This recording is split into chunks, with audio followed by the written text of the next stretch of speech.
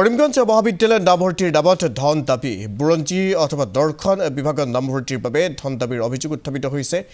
এনএছইউৰ সাংস্কৃতিক সম্পাদকৰ বিৰুদ্ধে 6,000 পৰা 7,000 টকা দাবী কৰাৰ অভিযোগ এটা ভাইৰেল বাৰ্তালাপক লৈ কৰিমগঞ্জ মহাবিদ্যালয়ৰ চাঞ্চল্য বিৰাজ কৰিছে এনএছইউৰ সাংস্কৃতিক সম্পাদক প্ৰীতম দাসৰ বিৰুদ্ধে ধন সংগ্ৰহ কৰাৰ অভিযোগ ধনৰ বিনিময়ত কম নম্বৰ প্ৰাপ্ত শিক্ষাৰ্থীক নামভৰ্তিৰ সুযোগ দিয়াৰ অভিযোগ উত্থাপিত হৈছে অখিল ভাৰতীয় বিদ্যাৰ্থী পৰিষদে পোহৰলৈ আনিছে সমগ্ৰ ঘটনা আৰু ভাইৰেল হোৱা এই বিশেষ বাৰ্তালাপ অৰ্থাৎ কল ৰেকৰ্ডিংটো এই মুহূৰ্তত আগবঢ়াইছোঁ हेलो हेलो कॉफी तुम ना निभा हाँ देखो अच्छा सुनो ना हाँ আমার আগর সিলেক্ট বুঝছো না নি हाँ বাক্কা দিন থেকে এডমিশন লইয়া আটে ঠিক আছে তুমিও দেখলে চিনতে পারো আর কি গিয়ে কিতা হইছে এর আর কি পার্সেন্টেজ কম তো ঠিক আছে हाँ हाँ 52.8 না কত ঠিক আছে কাস্ট হইলে এসছি এটা তুমি হিস্ট্রি নাইলে ফিলোসফির মধ্যে পড়িয়া দিবাইনি ওই বো এক ফটো তো ওই ফটো লইয়াইস লইয়াই লাগবে হ্যাঁ কিছু লাগবে না তা লাগতো বলতে হ্যাঁ তা লাগতো বুঝছি না ওই ডকুমেন্ট হ্যালো কিছু লাগবে না কইয়া কিতা লাগতো ডকুমেন্টের কথা কইছিলি ওই ওই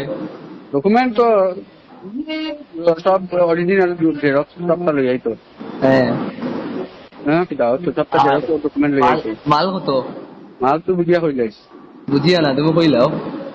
ও তো 6-7 হই যাইস হ্যাঁ 6-7 আচ্ছা হাজার না নাকি হ্যাঁ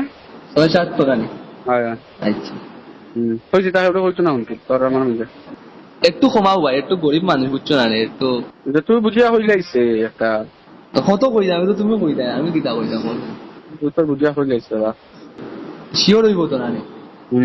আচ্ছা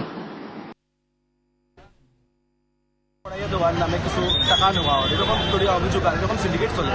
আপনার কাছে কোনো তথ্য না থাকায় আমরা কোনো ধরনের এভিডেন্স না থাকায় আমরা এটা নিয়ে কথা খুঁজতে পারছি না আজকে আমার কাছে একটা স্টুডেন্টের রিপোর্ট আছে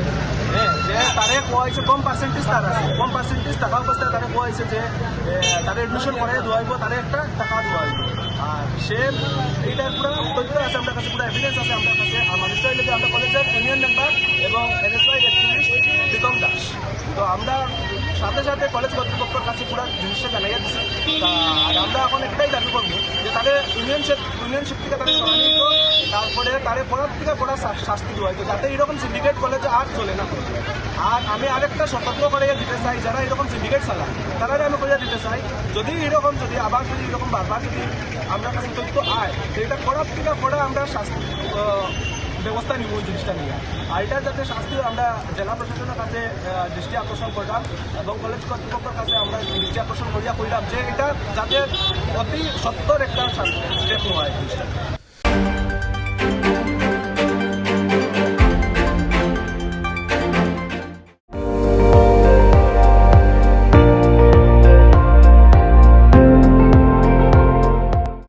আপুনি চাই আছে ND24